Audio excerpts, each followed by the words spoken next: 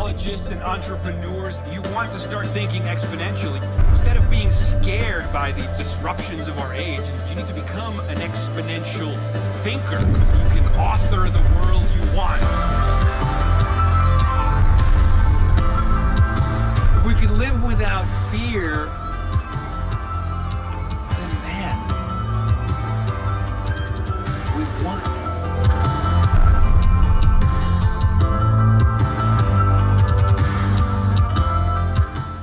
Ladies and gentlemen, Mr. Jason Silva.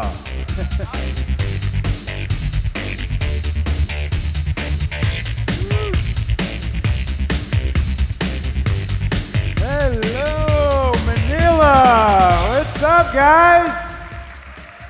How's it going? It's fantastic to be here with you guys in the Philippines. It's been an extraordinary 2 days gearing up for this talk. And I am so excited to be here with you guys today. So this theme, fearlessness, right? Let's go beyond fear. Everything we want is on the other side of fear. And I'm looking forward to getting into this topic in the space of technology today. So my name is Jason Silva. For those that don't know, I am the host of National Geographic Channel's Brain Games television series, which is a television show that I think has struck a chord with people because it highlights not just our perceptions of the world, but our misperceptions of the world. And nowhere are there more misperceptions than in the world of technology and innovation. A lot of the fear, a lot of the apprehension that we have in the face of rapid technological change has to do with the fact that we don't see it coming, that we often misperceive what's happening. So my goal today is to provide a different narrative, a different interpretation, a different lens from which to see what is rapidly transforming our world. So this, for me, all starts with a passion for human creativity. This all starts with a passion for human imagination. And this has turned into a passion for technology, because I believe that technology is the embodiment of human creativity in the world. I believe that technology is the literalization of human imagination in the world. I believe that technology is how we turn the human mind inside out and how we impregnate the world with mind and creativity.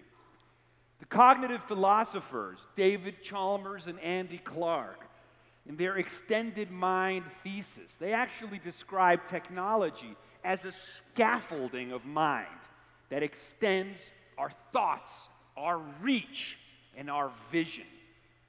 And it has always been so. If you go back 100,000 years to the savannas of Africa, when early humans first picked up a stick on the ground and used that stick to reach a fruit that was on a high tree, we've been using our sticks, our tools, our instruments to transcend our limits, to extend our reach. We are a tool-making animal. As Marshall McLuhan famously said, we build the tool, but then the tool builds us. The tool changes us. We are in a symbiotic relationship with our tools and technologies that is only beginning to accelerate. Now today, of course, we're living in the age of radical disruption. We're living in the age of transformative change. We're living in the age in which every industry is being upended. Feels like the rug is being pulled from underneath our feet. We're feeling a kind of vertigo because the pace of change itself is accelerating. So how come we're feeling this vertigo now, right? Technology has always changed the world. Technology has always upended humanity, but it used to do so over many generations. People used to be born into a world and they died in a world that didn't change very much within their own lifespans. It's very different today. The changes today are happening in real time. It feels like we're looking at time-lapse photography. It feels sped up. It's perceivable in real time. And that's why it's so much more traumatic, because we're not used to having to deal with these changes in real time. And so why? Why is it now felt so viscerally? And this has to do with the fact that technological change is exponential. And this is a key notion to wrap your heads around why this is happening, to make the cognitive shift required so as not to be constantly surprised by the rate of change. You see, the human brain evolved in a world that was linear and that was local. So our intuition about change is linear. Our instinct is linear. But technological change is exponential. These are very different things. We live in a global and exponential world, and we have these linear and local brains. And so there's a cognitive dissonance there that is the source of a lot of our anxiety. It's the reason why we're future blind. It's the reason why we never see the future coming. Now, Ray Kurzweil, he is an esteemed futurist. He's the head of engineering at Google. He wrote a book called The Singularity is Near, When Humans Transcend Biology. And in that book, he talks about Moore's Law, or how he rephrases it, the law of accelerating returns, in which he explains the difference between linear change and exponential change.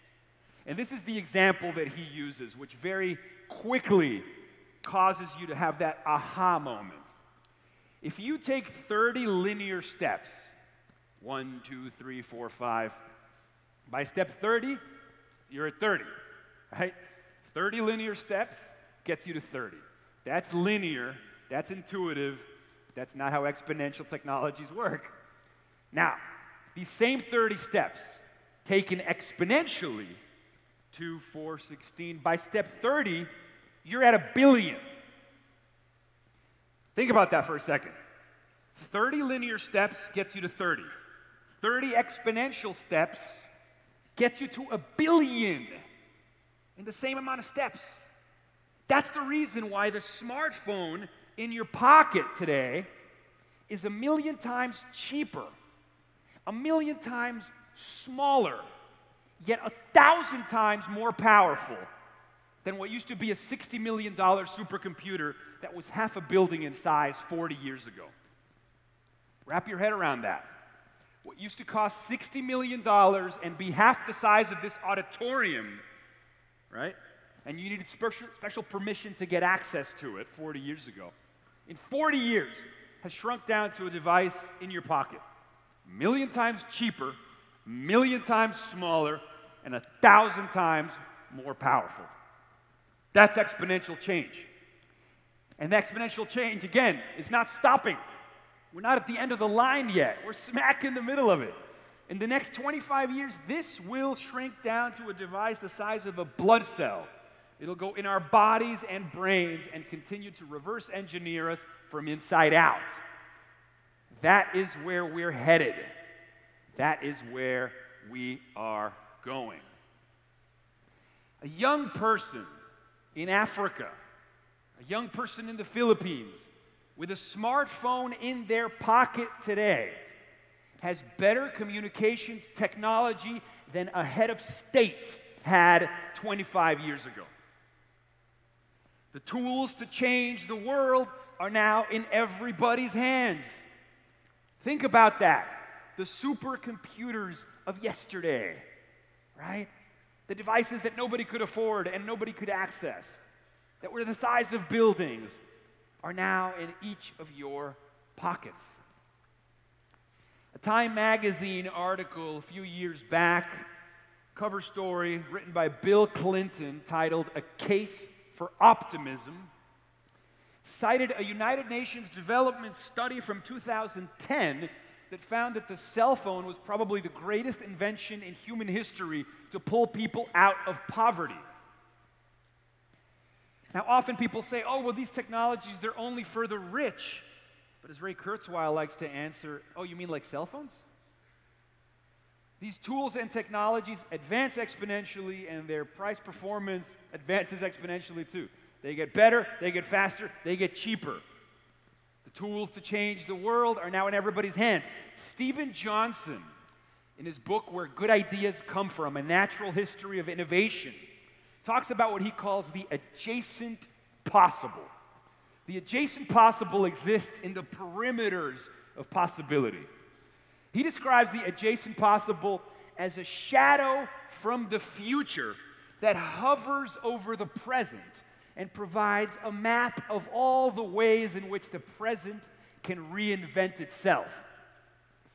This is my challenge to all of you today, to probe at the adjacent possible. Look not upon the world as it is, but upon how it could be. Transcend the been-theres and done-thats of the adult mind, and instead see the possibilities as if through the eyes of a child. To think exponentially is to have imagination unbounded by the traditional limitations that get in our way. We must move beyond our cognitive comfort zone and remember that once a mind is stretched by a new idea, it will never return to its original position, right? Everything we want is on the other side of fear, right? Now, I'm a storyteller. So when I came across these ideas, the optimist in me got very excited because exponential technologies, exponential disruption, exponential change really means exponential opportunity, exponential optimism, exponential impact in a positive way. And so a while back, I started making these short videos, these philosophical espresso shots, to try to invigorate audiences across the web to think optimistically about change, right? There's enough doom and gloom in the headlines. There's not enough optimism, and there's certainly not enough people out there explaining why things are changing as fast as they're changing. So I'd like to show you a couple of clips today as I continue my remarks. The first video is a celebration, an anthem on the human capacity to transcend our limitations, providing a kind of grand narrative of where we are going. It's called "To be human is to be transhuman." Please play the first video. So there's a great line by Shakespeare in which he says, "We know what we are, we know not what we may be." And in the age of accelerating technologies in which we extend the cognitive reach of our minds, the perimeters of our humanness with these extensions of self, these exoskeletons, these technological scaffoldings, you know, the wings of our aircrafts and the signals traveling through our smartphones, sending our thoughts electrified at the speed of light across oceans of sky. We redefine and extend what it means to be human. Edward O. Wilson says, we have actually decommissioned natural selection, and now we must look deep within ourselves and decide what we wish to become. We are now the chief agents of evolution. We have reversed engineered the software of biology and are about to rewire and upgrade and redefine what it is to be a Homo sapien. Juan Enriquez uses the term Homo evolutus, the being that evolves itself, that transforms itself, right? Ray Kurzweil, we didn't stay in the caves. We haven't stayed on the planet.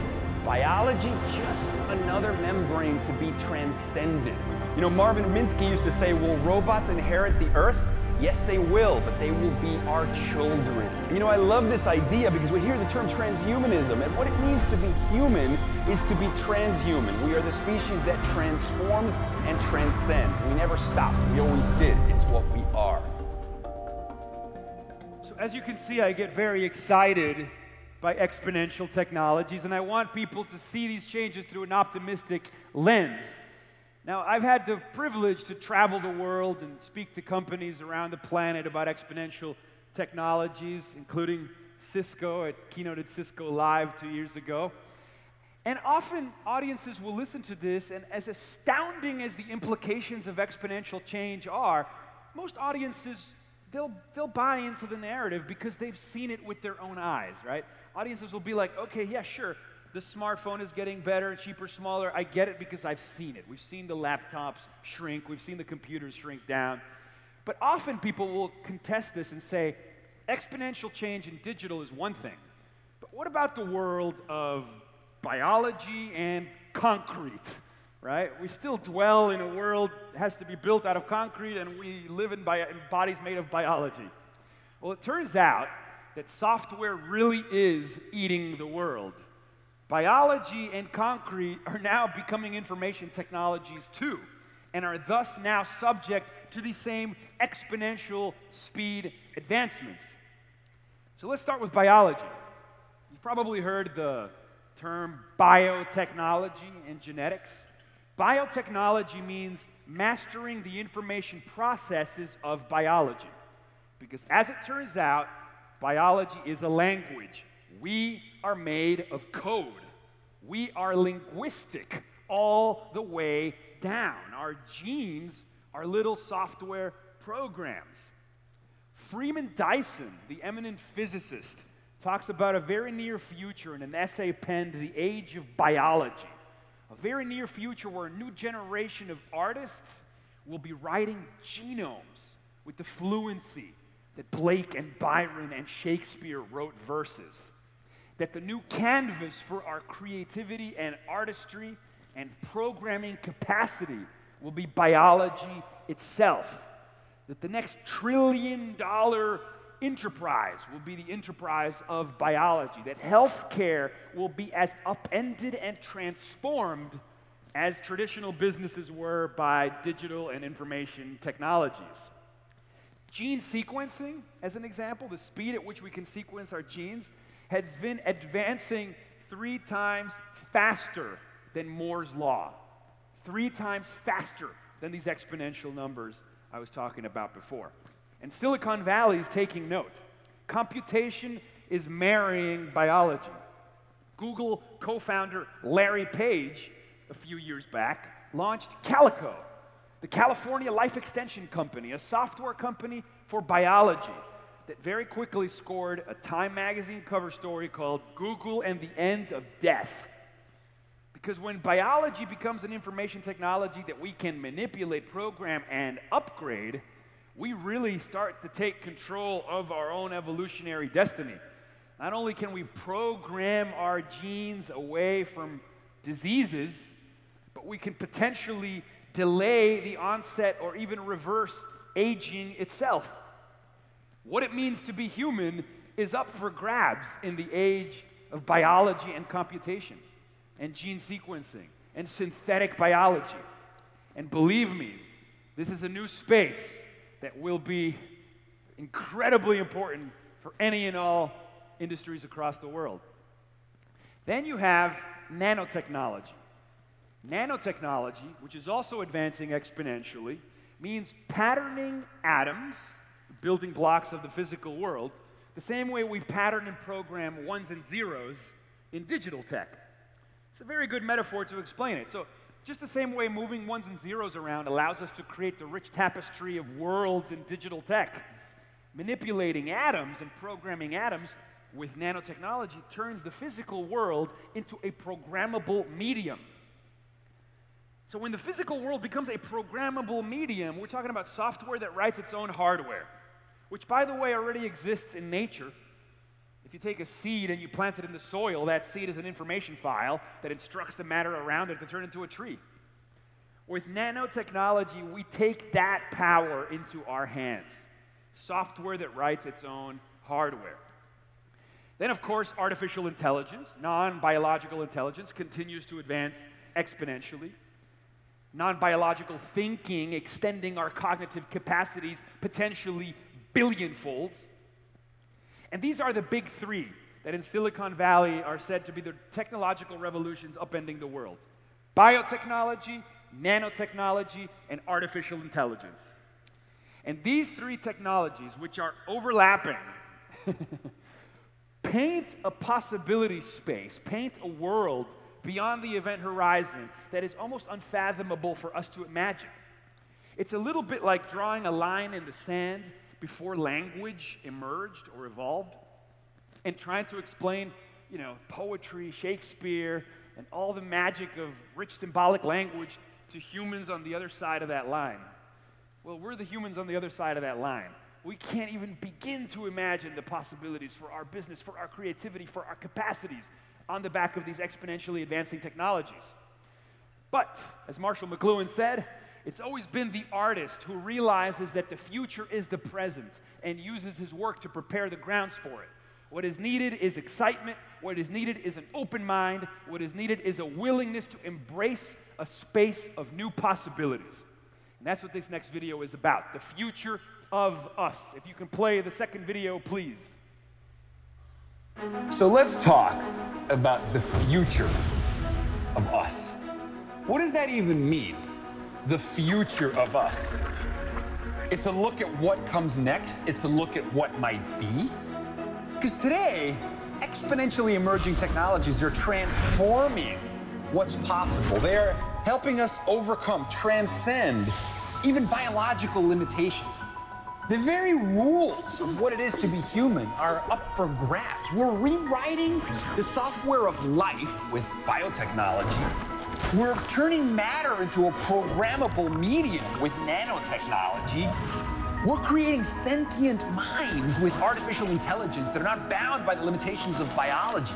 These three overlapping revolutions, GNR, genetics, nanotechnology, and robotics, together will be leveraged to lead us towards a black hole-like, impossible to fathom singularity. It's like staring into the sun, a moment of a rousing symphonic climax when all of mind, leveraged and networked together, transcends its biological origins, and we become something more. People worry about the AIs and the them. Well, as Kurzweil says, that's going to be us. The future of us is ours to dream up. Now this is key, right? Be fearless. We have to dream bigger than ever before. Look, I can see how these ideas can jolt you out of your comfort zone. I can see how there is apprehension. I mean, we're talking about reprogramming our biology and augmenting our intelligence a billionfold and transforming how we interact with one another and creating virtual realities in which we can lose ourselves. It sounds crazy. But try to imagine what our ancestors would have thought if they witnessed an airplane, a jet aircraft taking off for the sky. Try to imagine what our ancestors would have thought if you show them a video conference phone call with a loved one across the ocean and you told them, yeah, that person is on the other side of the planet right now. We live inside of a world of such unfathomable complexity that, as Arthur C. Clarke said, any sufficiently advanced technology is indistinguishable from magic. And magic is the apt word to describe the world that we are moving into. As I imagine, so it becomes. And this is the very essence of magic. Now, even before we get into a world of programming biology and downloading ourselves into the computer, already these sensors are getting exponentially more powerful. Computation continues to shrink and become more powerful.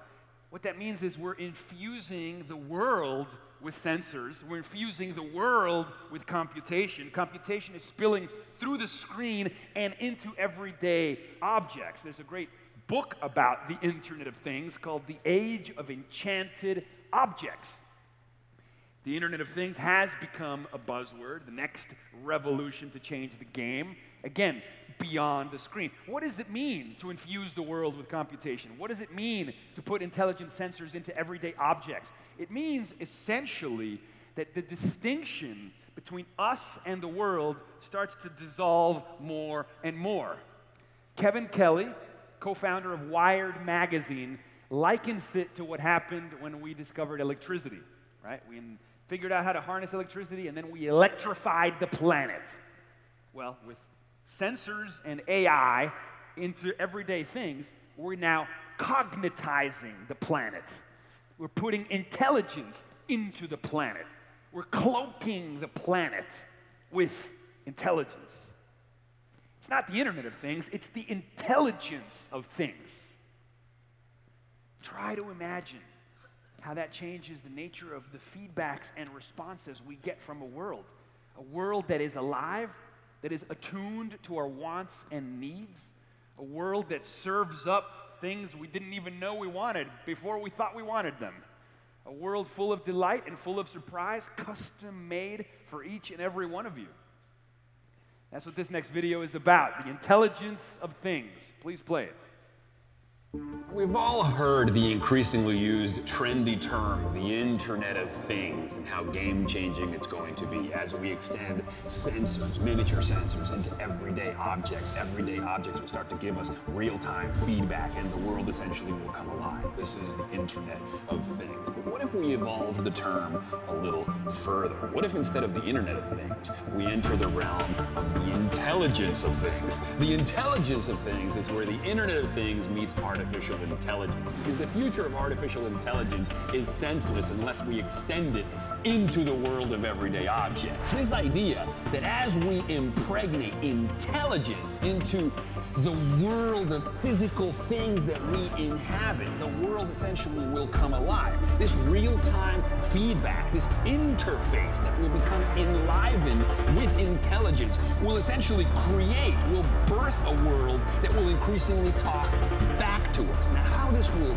change human subjectivity, how this will change the human condition, the space of mind in which we dwell, is in the following way. Increasingly, it will dovetail our minds to the world, right? And as the world starts talking back, the distinction between self and world will start to disappear. The external space, the external world will increasingly start to feel like an extension of our mind, like an extension of our agency, which will bleed over into a world of predictability, a world that will know what we want before we want it, a world of serendipity, a world in which you look for something, you find something else, and you realize that what you found was more conducive to your needs than what you thought you were looking for. We're talking about a world optimized for human creativity and human enterprise, a world that is responsive, a world that is alive, a world that is intelligent. As I imagine, so it becomes, and this is the very essence of magic. Now, you're pumping all this data, you're pumping all this AI into sensors, into the world of everyday objects, and again, you birth a world, the intelligence of things. The mind will have fully turned itself inside out. We will be inhabiting the condensation of human imagination. The nodes in our brain, the neurons will have spilled out into the world. We will cloak the planet in mind and data. This, my friends, is a singularity of mind and meaning. When everything becomes linked with everything else, matter becomes mind. This is the intelligence of things. Yeah, be fearless, guys. So obviously, these exponential technologies are suffusing themselves into everything. Disruption is not just limited to your business. Disruption is everywhere. Disruption is going to upend the human construct, the human civilization. The human-made world is going to be the human and machine civilization, and this is happening exponentially. But again, you can geek out on biotech, nanotech, and AI, and you can wax philosophical about how this is going to improve our businesses, and this is all great. But even more important, I believe, is how do we harness these technologies for good? How do we harness these technologies to impact the world in a positive way, right? How do we use these tools to extend our agency and compassion for those in need? How do we raise everybody at the edges to a level playing field? And this is what my next video is about. A while back, the folks at Singularity University put out this digital meme, this narrative of redefining the billionaire. Now, of course, in the age of disruption, everybody wants to be the next Mark Zuckerberg.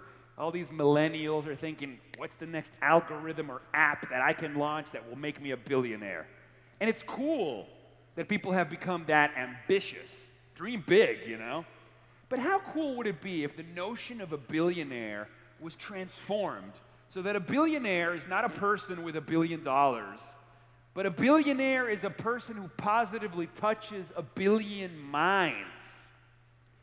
See, this is where being fearless and dreaming big starts to tug at my heartstrings. because we're actually talking about computational capacity, right? Exponential technologies that can scale in ways we've never imagined before, right? Margaret Mead said, "Never doubt that a small, passionate group of people can change the world. Indeed, it's the only thing that ever has." You know, or that a group of young people with an idea can impact the world as much as a corporation or a government could a couple decades ago. So what do we do with this potential in front of us? How do we potentiate a vision of a world in which we impact 1 billion people in a positive way? Right? From Manila to the world. So this next video is exactly about that. It's called The Captains of Spaceship Earth. And I hope it tugs at your heartstrings and paints a picture of how these exponential technologies can be used to positively impact the lives of billions. And by the way, this video was shot with a smartphone as a way to make the point that the tools in our pockets can be used to disseminate messages that touch 1 billion minds. Please show the next video.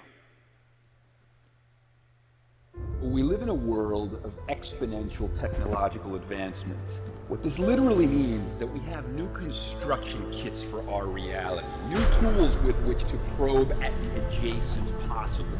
So consider the implications, right? As Marshall McLuhan used to say, first we build the tools, and then the tools build us. We are designed by what we have designed. There are these feedback loops of mind, tool, and world that radically redefine our boundaries, that radically transform what it means to be human. To be human today is to crisscross the skies. To be human today is to create technosocial wormholes, mind-to-mind communication that overcomes the limits of time, space, and distance. And so what do we do? Well, we need to radically reach out to one another in ways that we haven't before. There's a great line that says empathy rarely extends beyond our line of sight. In other words, if it's out of sight, it is out of mind. But if anything, these wireless communication technologies are radically extending our line of sight. They're providing new ontological maps of the real. They're giving us the astronaut overview effect. We are seeing the big picture. We are seeing that we are the captains of Spaceship Earth. And what shall we do? We need to extend our hands to one another. We've never had such tools to overcome all of the limitations of our humanity. We have the power, we have the will, we have the capacity, the creative capacity to overcome our limits. So today, billions of us linking to one another, creating a global node, a global brain. What is the new definition of billionaire? The new definition of billionaire is he who will positively affect the lives of 1 billion people. He or she who will reach out and say, I will positively affect the lives of 1 billion people. This should be our goal. This is our responsibility. Here's our chance. So, be fearless. Embrace the potential in front of you. Now, I often tell people that I am a storyteller, I'm a filmmaker, and I am a digital activist for optimism, right? Unfortunately, the prevailing narratives of our age are the narratives of doom and gloom and the narratives of fear.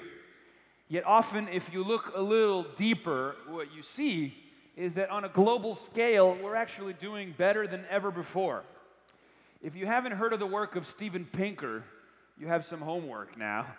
Steven Pinker has a wonderful TED Talk called The Myth of Violence.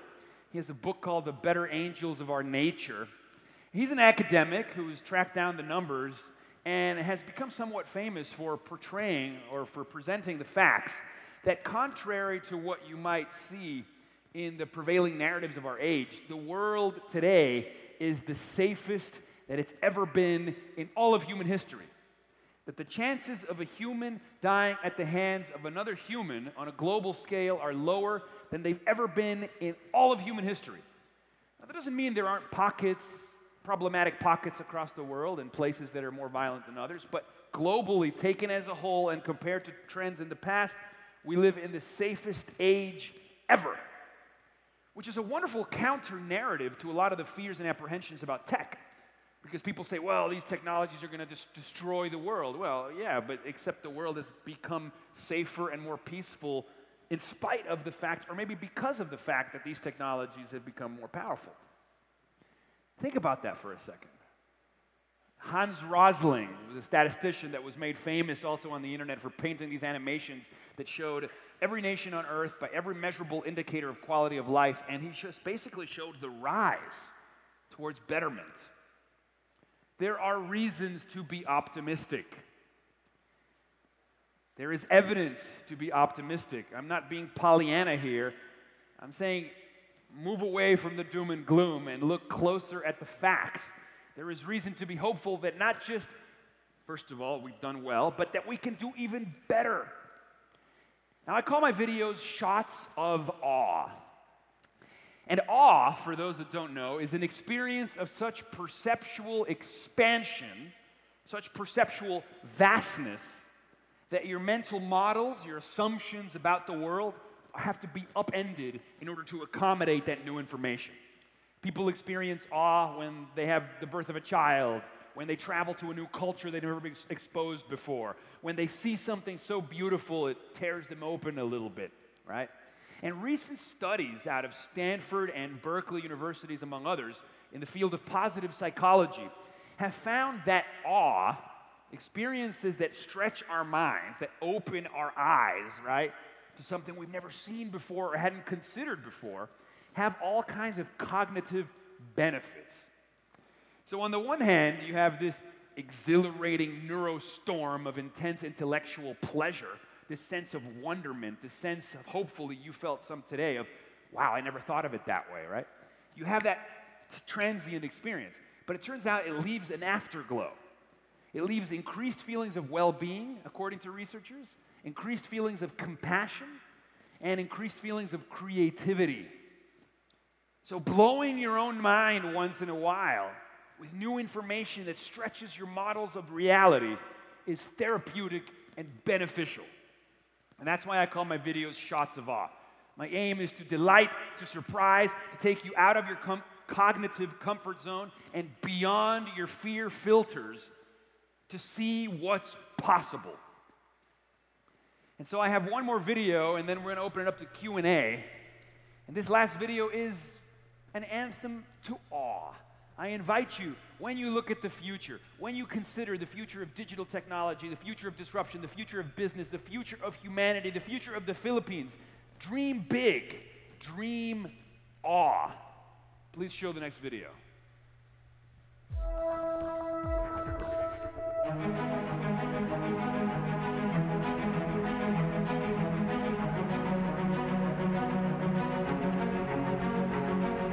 I think a lot about the contrast between banality and wonder, between disengagement and radiant ecstasy, between being unaffected by the here and now and being absolutely ravished emotionally by it. And I think one of the problems for human beings is mental habits. Once we create a comfort zone, we rarely step outside of that comfort zone. But the consequence of that is a phenomenon known as hedonic adaptation. Overstimulation to the same kind of thing, the same stimuli again and again and again, renders said stimuli invisible. Your brain has already mapped it in its own head, and you no longer literally have to be engaged by that. We have eyes yet see not, ears that hear not, and hearts that neither feel nor understand. There's a great book called The Wondering Brain that says that one of the ways that we elicit wonder is by scrambling the self temporarily so that the world can seep in. As Henry Miller says, even a blade of grass, when given proper attention, becomes an infinitely magnificent world in itself, you know? Darwin said attention, if sudden and close, graduates into surprise, and this into astonishment, and this into stupefied amazement.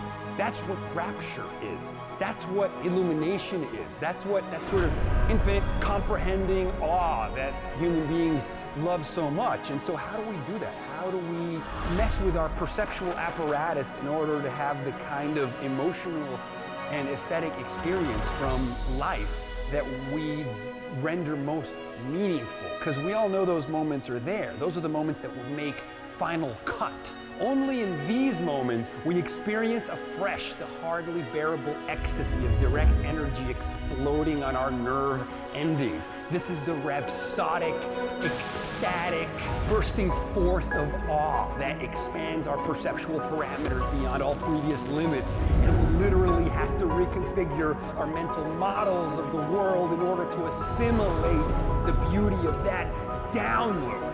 That is what it means to be inspired. The Greek root of the term means to breathe in, to take it in. We fit the universe through our brains and it comes out in the form of nothing less than poetry. We have a responsibility to awe.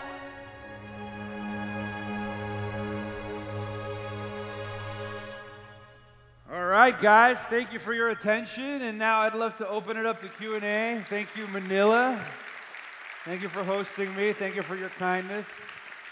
And I think we have some time, so if you have any questions, I think they have some microphones in the middle and maybe on the side. Yes, there's a microphone here in the middle. Oh, there you go. Jason, I'm Dean Hernandez, and together with me in this forum are two other ladies who helped me start the business processing industry here in the Philippines. Wonderful. Karen, Devanesha, and Yoli Harlego. Okay, 2 decades ago, we were not even a call center yet. We're now #1 over India when it comes to voice. Wow, cool. The question I have for you is, you know, over the 1 million voice call center agents we have today, wow, half of them will lose their jobs to artificial intelligence.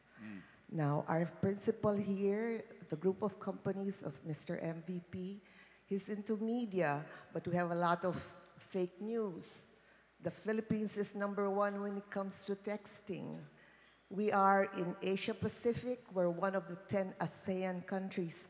My question to you, being National Geographic TV personality and world global speaker, how do we use media to reach the 1 billion people in Asia Pacific and share with them what you've shared with us today? Thank you. Yeah, thank you.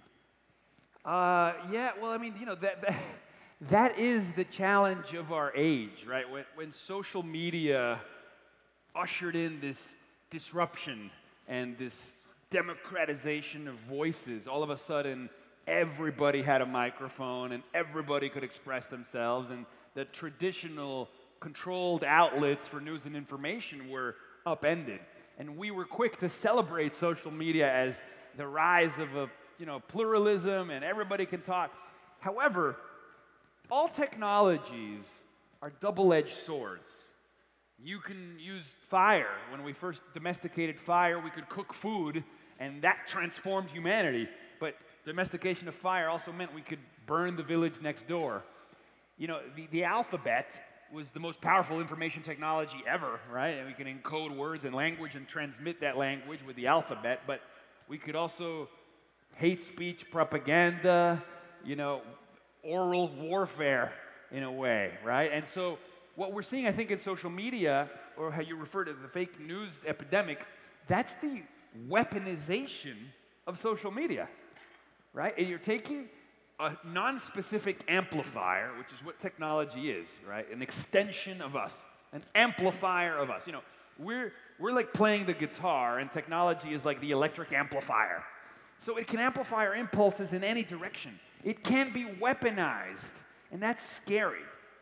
But I remain hopeful that for every sort of push in a negative way, there's like a wave of resistance, and we kind of get back. You know, there's this idea of homeostatic capacity. It's not how many punches we give, it's how many punches we can receive and keep on going, you know? And I think society has shown immense resilience. In spite of our tools and technologies becoming potentially more dangerous, the world has become more peaceful. Got it, everything aggregated together. So it is my hope that the fact that the conversation is already happening about things like fake news and the weaponization of news and information, like, is already a good sign. It's a self-correcting system, right? human organizations, there's all these emergent qualities that it's very similar to a human body, and when you get an infection, the white blood cells run there to try to fix it. You could think of fake news as an infection in the communications of the world, and hopefully we're going to remedy that. That's my hope. So thanks for your question. Thank you. Thanks, guys. Any other questions? Microphone here. This gentleman. All right. Good afternoon. My name's Mike Abundo. I'm with Real Media. We're a digital marketing firm out of Singapore. And before anything else, sir, I just got to say, electrifying talk. Thank you, man. Yeah, you got me to do a power pose while standing unconsciously because of what you were saying. Awesome. Thank I you. actually felt it in my body. It was amazing. Thank you. Now, as I'm thinking about all the amazing things you're saying, that to be human is to be transhuman, you know, all the possibilities you're opening our eyes to. At the same time, I live here in the Philippines, and I'm still trying to get my mom to use Paymaya, a wonderful PLDT product, by the way. That got me thinking, how can we take all the amazing things we're thinking about here and bring them to the level of the masses here in the Philippines? I was wondering if you have any insights regarding that you can share with us, sir. Yeah. Well, you know, in terms of bringing the technologies to the masses, you know, information technologies, by their nature, at first, they're expensive and only available to a few people in elite positions, but they very quickly get better and cheaper and more accessible. You know, the wonderful Ray Kurzweil line is he says, oh, these technologies are just for the rich. Oh, you mean like cell phones? You know, like we've seen these technologies reach almost every sector of society. You know, my mother, she was teaching in the International School of Kenya for a few years, and she was shocked that she would witness, you know, the women selling fruits in a fruit stand on the side of the road, being able to receive payment on their phones.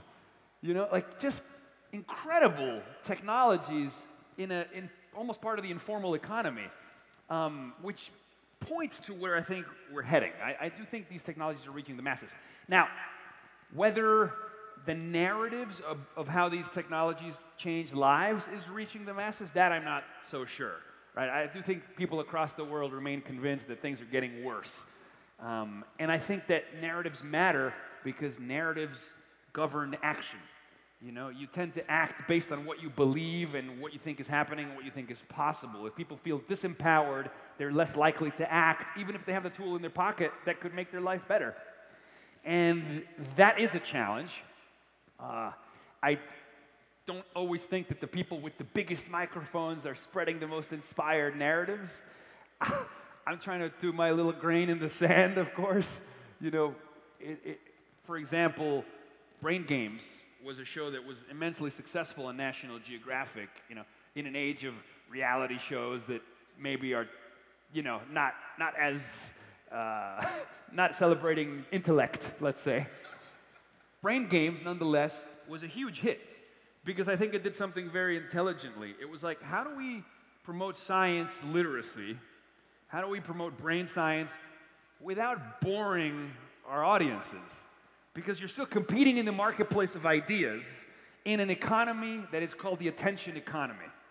That is the new oil, that is the new cognitive resource that we trade and value. So, but it doesn't mean it's, you know, it's not just about, well, whatever gets the attention, even if it's the lowest common denominator so we can make a buck. How about crafting beautiful, inspired, entertaining narratives that are still highbrow, that still promote literacy and positive narratives, but that are also as compelling and entertaining as the stuff on the bottom? You know, when everybody's aiming low, aim high, because, you know, the top is empty, and there's so much room for so many more powerful narratives to infuse our mediascape. And so that's my hope, my dream, my reason for being. So thank you. Thank you. Thank you. Questions? This gentleman here. First of all, before I ask the question, let me thank PLDT Enterprise for sending me an invite to this event. And I would say I am awed. Oh, good. Thank you, thank you, thank you. I'm Mr. Alvi Tangkol. I'm a lawyer by profession, but I'm presently a columnist at the Manila Times. My son is a great fan of yours. Oh, he wonderful. never missed a single episode of Brain Games. Amazing. So I will not be asking a question from my son. Okay. My son sent me a text to ask you this question. So let me read the... Tell him I say hello. Yeah, okay. So let me read this text to me. How can you use social media to express your thoughts and feelings to the world? Also, do you have tips on being able to quickly grow on social media? My son has a YouTube channel named A Random Oven, one word. And so far, he only has 97 subscribers. Any tips on how to get to the first 8,000? Thank you so much. know, it's funny because strategy has always been something I've struggled with. I think where I'm lucky is I can tap into what I think is meaningful to me, and I think that has made my content relatable because people can tell that this is really authentic. In terms of strategy, what I've often been advised by people is pay attention to what's on the zeitgeist. What are people talking about? What are people obsessing over? And create, or try to create, a meaningful contribution to that commentary, right? So what's an interesting way to do that? You know, if you have an opinion on something that's happening in the world, you create a piece of content, you share it on something like Twitter, you figure out the hashtag that is related to that subject matter, that is grouping all the content related to that subject, and then you hashtag your contribution so that it now sits in that contained space for that particular idea, which heightens its possibility of being discovered and potentially shared and potentially can go viral. You know, and that's how you find an audience. You know, you figure out where there's energy and you throw your content into a space where there has a lot of energy and engagement already. There's that. Then there's also just the completely serendipitous, unplanned, winning the lottery of content, so to speak. So I once made a video of me talking to a baby. I don't know if anybody saw this, but it's basically me conversing with a child who was staring at me with her eyes like this. She was like 2 years old. And I was explaining to her like how she came into being. That was it. Shot with an iPhone, 45 seconds, put it on my Facebook, didn't think anything about it. Got 66 million views. So, babies, cute animals, and topics of the day. Thank you. Thank you. I'm not sure how much time we have left. Do we have time for another question, or should we wrap it up? Somebody can tell me? One more question, maybe? Okay. One more question?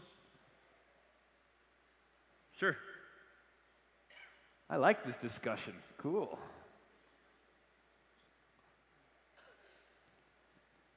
Hi, hey Jason, my name is Marty, and unlike most people here, I am not from the tech world.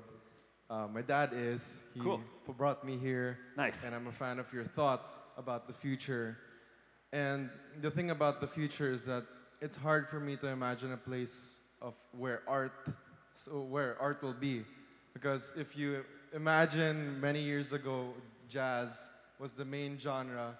And over the years, it's become this algorithm where producers from Sweden just kind of put some science to how people, what kind of notes would be marketable to people. Wow. Right? And art, like Shakespeare before, and then, or art back then was like the Renaissance art where everything was so detailed. And then later in the 90s, it became more grungy or like more messy. Now, my question for you is more of where do you see art in the future? Sure. Or what role does music, poetry play in the future? Great question. Thank you for that one. I feel like the first part of your question, you expressed a concern that if we use our technology to see too deeply into our art, we might like reverse engineer it so that what was once spontaneous, exuberant jazz is now like an algorithm that we can use to program music that will automatically be a hit. And that it seems a bit cheap to deconstruct the magic of art and turn it into a science, because then the reproducibility of it will rob it of its magic. that seems to be like what your concern is.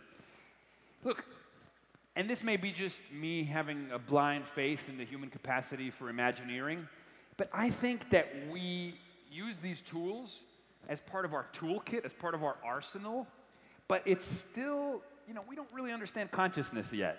So I still think that it's that human element that will delight and that will surprise. I have no doubt, for example, virtual reality is going to be a new canvas for poetry, for art, for creativity, the likes of which we've never seen, right? Because now you have an entire universe that you can animate. We can all step inside of a universe that can be rendered to give us agency and participation in a fully three-dimensional environment, indistinguishable from reality, and perhaps even better than reality. You know, it's not like the film The Matrix, where we're trapped in it. It's more like the inverse of that. It's The Matrix, where we are all free to be the surfers of our own universe. But there's probably going to be artists that develop the skills to design the most gorgeous universes in VR that exist. You know, because not all of us are going to be the Renaissance painters of the VR cosmos. And so that will create a new market for new artistry, for new creativity that I think will be mind-boggling. So I think there's room for poetry and art in the future. Just like, you know, when YouTube came out and everybody was making amateurish videos, established filmmakers and content creators were like, where's the art and the poetry in YouTube? It's all lowbrow. But that's not true necessarily. There's a lot of art that has come from YouTube. There's a lot of poetry that you can find online. You know, I try to bring poetry with my videos, even though they're short form and competing with cat videos. So, you know, we do what we can. Thank you guys. Thank you very much. Thank you so much, guys. Appreciate your time. One more? Okay, one more question I've been told. Sure. Hi, good afternoon. Hi. Hi, sir. So my question is here. Where? Okay, cool. Hey. Okay. My question is, how do we maintain values and traditions of humans with the exponential evolution of technology? Great question. You know, I was going to start my speech with this particular statement, which is, how do we humanize the narrative of tech? I think that there is a proclivity to see these tools and technologies as somehow separate from our humanness. It's like, oh, here's humanity and nature, and then here's this like artificial constructions that we're making that are messing with nature and are eliminating our humanity. But that's just one interpretation, and I actually don't think it's the right one. I think, well, first of all, okay, Kevin Kelly from Wired magazine, he has a phrase to describe this force of technological creativity. He calls technology the technium, and he says it's the seventh kingdom of life. In other words, the same self-organizing forces in the cosmos that allowed single-celled organisms to couple together into multicellular organisms, to become animals, and then animals caught up in language and self-awareness, and then start making tools, and then use those tools to augment their capacities. All of it is kind of this transition from the born to the made, right? And we're smack in the middle of that transition. A lot of the more advanced techno-systems we're making are starting to mirror systems found in nature, which is amazing. Like the TCP/IP protocols that govern information flow on the internet, they look very similar to the way our neurons are organized in the brain, which look very similar to how forager ants hunt for food and the patterns in which they hunt for food. So I think what it shows us is that this duality between nature and tech is a false duality, right? All of it is allowed by the laws of physics, otherwise it wouldn't be happening. So if it's happening, if we zoom out far enough, I think what you see is that it's all part of a continuum of a move towards greater complexity and organization. So we are passengers, you know, in this ride towards, I think, more possibility for more creativity in the world. I know that's a bit metaphysical answer, but this is my view. So thank you so much. Thank you, guys. Appreciate you, Manila. Thank you. Thank you, PLDT. Thank you. Thank you, Mr. Jason Silva.